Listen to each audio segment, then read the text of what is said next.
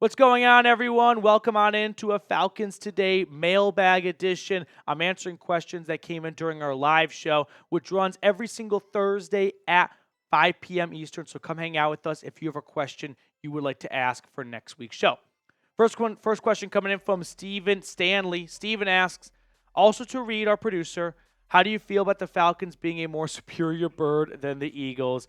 I don't know if I've ever seen a fan base like truly stretch out Victory Tuesday as much as the Falcons fan base has. Like, I was playing NCAA with one of my friends the other night who lives in Atlanta, Decatur, and we were talking about how like this felt like the biggest win in 6 years probably. Like, go back to like 2017-ish.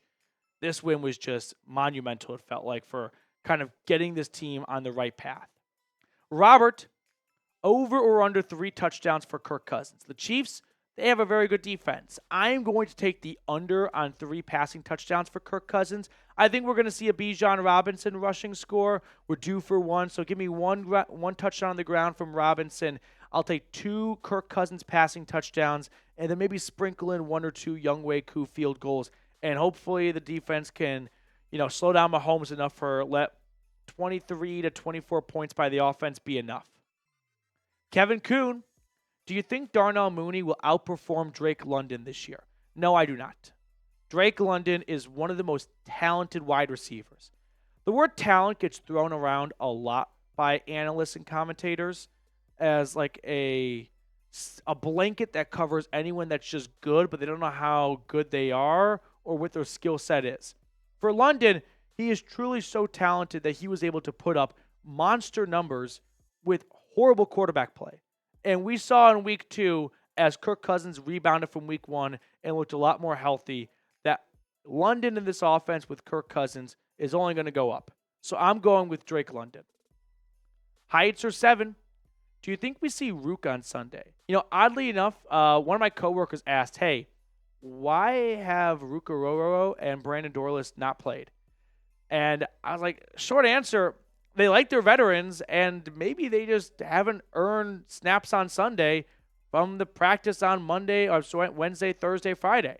So do I think we'll see Ruke on Sunday?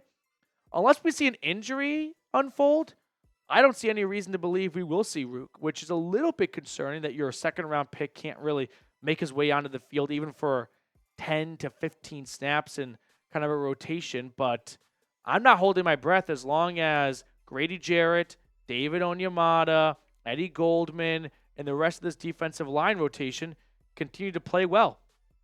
Eric Williams, do you think Kyle Pitts and Kirk make Pro Bowl this upcoming season? I definitely think it's possible if both players' chemistry is done well beginning to end. I think it's feasible. Pro Bowl is just such a joke now because what happens when 5 guys pass on going to the Pro Bowl and you get Tyler Huntley as a Pro Bowl quarterback? Like, do you really count him as a Pro Bowler then, or like Pro Bowl level that season? No. So I wish ultimately they only counted Pro Bowls to the guys who initially received the votes for them. And if they don't go to the Pro Bowl and someone else goes in their place, cool. Good for them. They get a paid weekend in Vegas or wherever the Pro Bowl is, and they get to play flag football. But they should not be recognized as a Pro Bowler because they were the backup for it. So I feel like Pro Bowl should only be recognized by the initial vote receivers. And if that's the case, I think Kirk, so early, it's really tough to say. But yeah, I wouldn't rule it out because no one offensively is really impressing all that much. Eric, thank you so much for your question, though.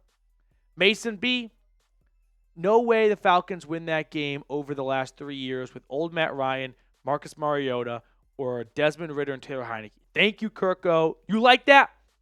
Yeah, let's just play it back for a moment. Like, let's pretend like Desmond Ridder, let's just go with a recent example, was the quarterback last night. Everything's the same, but Ridder's that quarterback. I could see the Falcons being down 6 points with the ball back at the end of the game. Like, they had some close games last year. They won 7 games, but there's just no way Desmond Ridder leads them down the field. He either throws an interception or turnover on downs. So, yeah, absolutely, Mason. Thank you, Kirko. Now, I do want to give a quick shout-out to our sponsor. Yeah, let's do that, Reed.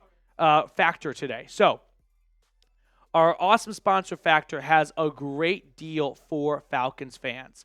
if you are trying to kind of get your wellness goals in check, well, with Factor's chef-crafted meals that include Calorie Smart, Protein Plus, and Keto, they've got fresh, never frozen meals that are dietitian approved and ready to eat in just 2 minutes. So no matter how busy you are, you'll always have time to enjoy great tasting, nutritious meals. Enjoy effortless support for your lifestyle. Choose from 6 menu preferences to help manage your calories, maximize protein intake, avoid meat, or simply eat well balanced.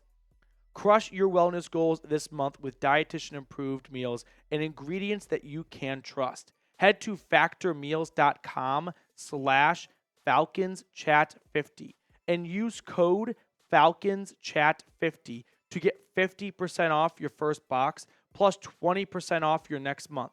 That's code FalconsChat50 at factormeals.com/FalconsChat50 to get 50% off your first box plus 20% off your next month while your subscription is active.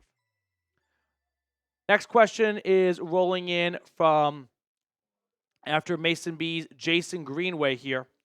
You think this the big Pitts game? I'm waiting potentially CLNS rise the F up. If we're talking about what's going to create a good environment for that big Kyle Pitts game that you're trying to speak into existence, Jason, you got to start by looking at the opposing linebackers. You've got Drew Tranquill. You've got what's his face out of Mizzou. His name will come to me in a second here, and Leo Chenal.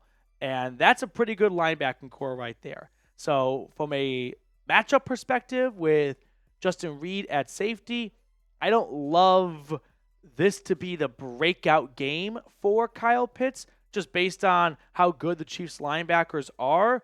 But at the end of the day, Nick Bolton, thank you, something to myself. At the end of the day, any given Sunday, I know that's not maybe the response you were looking for, but matchup-wise, I'm not loving this for Kyle Pitts to have his big game. Jose Santana, PD, will we see a good balance of Tyler Allgeier and Bijan this week? I think we're already seeing a good balance as is. Like when Allgeier's on the field, he's making impact plays. He's got great runs. He's flying under the radar. And Bijan, to me, doesn't look like he's getting overworked. I mean, he had, 13, 14 carries on Monday night. So I like the current balance they have. I don't think you need to tweak it much at all. Like, I don't want to see Bijan off the field if he feels well-rested and ready to roll. But if Allgeier's got kind of a couple of good runs going, sure, you can keep him in for an extra play or two. But as things stand right now, I like the balance based off Monday night between the two backs. And if it ain't broke, don't fix it. Maya's World. So has the biggest challenge. So what's the biggest challenge against the Chiefs? They've got this one guy, Mahomes, who's pretty good, I've heard. He's going to be a challenge. Listen, the Chiefs lost 6 games last year in the regular season. They lost those 6 games in a variety of fashion. One of them was 2 defensive scores by the Raiders in Kansas City on Monday night. Another one was Josh Allen and the Bills putting together an awesome offensive performance and Kadarius Toney not lining up on sides. So, the Chiefs have lost games in a variety of ways, meaning it doesn't just take, hey, if you want to beat Kansas City, it's going to come down to throwing for 300-plus yards. No, it's not that black and white. But the biggest challenge is going to have to be, how do you solve for Patrick Mahomes? How do you make sure he doesn't just completely take over the game and create Mahomes play after Mahomes play? Now, the short answer to that is I think you try and eliminate the big plays, right? You try to keep the ball in front of you, which a lot of teams are doing right now with 2 safety looks. And you definitely don't let them off the hook with no real ground attack after Pacheco's injury. Don't let this be a Jordan Mason game where it's just a next man up mentality, plug and play, and who the heck is Carson Steele and why does he have 75 yards to half? No. Make the Chiefs suffer without having their starting running back, and then don't let Mahomes rip off the big plays to Rashee Rice and Xavier Worthy and, of course, Travis Kelce. Maya's World, appreciate your question very much. We got a couple of super chats here. First, Grand Limousine. Do you think Bijan Robinson will go over 100 rushing yards against Kansas City? If so, would complimentary play by the team be enough to get us the win? Robinson's been sniffing around the 100-yard mark. I feel bad because from a basic examination level, we tend to evaluate individual game performances by backs if they reach 100 yards on the ground. But Bijan gets a lot of his touches and yards through the air. So he always manages to get 100 yards. It's just a combination of through the air and on the ground. So for that reason, I think we may not see Bijan absolutely get to 100 yards because they've got a good defense in Kansas City and a lot of good linebackers. But I've got confidence that he'll get to 100 all-purpose yards. And to me, that is pretty much just as good as 100 rushing yards because whether the ball gets through, 100 yards on the ground or 75 on the ground and 25 through the air, it's still 100 yards. So I like him to get over 100 all-purpose yards. Dat one Falcons fan. Over or under 5.5 times Taylor Swift is shown, and 6.5 times the ref tried to rig the game for us in favor of the Chiefs. For Taylor, I do think they have pulled back a little bit. 5.5 is a big number. I'm going to go with under because I like it at 5. Like if you would ask me to make the line, I too would have done 5.5, and I like it at 5. So I'll go with the under on that. For 6.5, I'm going to go with the under as well. Also just a very big number, but I do like where your head is at.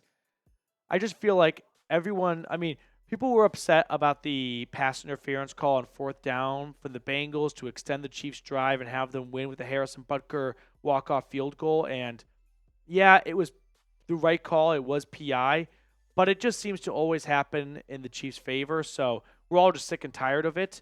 But I'll take the under on both of these. Let's revisit them, Dat one Falcons fan, during the game. All right, who you got, though? Falcons or Chiefs? Let me know in the comment section below. Before I let you guys get on out of here with the rest of your day, give me an ATL or a KC in the comment section. Make sure to like and subscribe as well, and I'll see you guys all Sunday night for our watch party.